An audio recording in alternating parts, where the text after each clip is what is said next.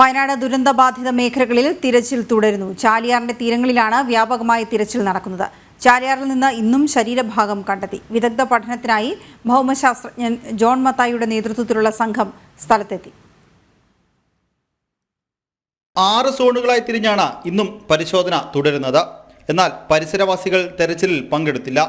വിദഗ്ധ പഠനത്തിനായി എത്തിയ ഭൗമശാസ്ത്രജ്ഞൻ ജോൺ മത്തായിയും സംഘവും ദുരന്തബാധിത പ്രദേശത്ത് പരിശോധന തുടരുകയാണ്. പുഞ്ചിരിമട്ടം, മുണ്ടക്കൈ, ചൂരൽമല മേഖലകൾ കേന്ദ്രീകരിച്ചാണ് പരിശോധന തുടരുന്നത്. ഇതിൻ്റെ കാരണം എന്താണ്, ഇതിൻ്റെ പ്രഭാവം എന്താണ്, ഇതുകൊണ്ട് ഉണ്ടായേക്കാവുന്ന അൺസ്റ്റെബിലിറ്റി,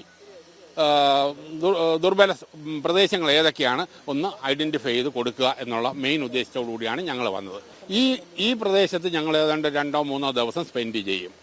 അതിൻ്റെ വെളിച്ചത്തിൽ ഞങ്ങളുടെ നിഗമനങ്ങൾ എന്തൊക്കെയാണെന്നുള്ള റിപ്പോർട്ട് സർക്കാരിന് അതിനുശേഷം ഞങ്ങൾ ഒരുമിച്ചിരുന്ന് ചർച്ച ചെയ്തിട്ട് സമർപ്പിക്കുന്നതാണ്. 3 ദിവസം സ്ഥലത്ത് ക്യാമ്പ് ചെയ്യുന്ന സംഘം സർക്കാരിന് വിശദമായ റിപ്പോർട്ട് സമർപ്പിക്കും. ചാലിയാറിന്റെ തീരങ്ങളിൽ ശക്തമായ തിരച്ചിൽ തുടരുകയാണ്.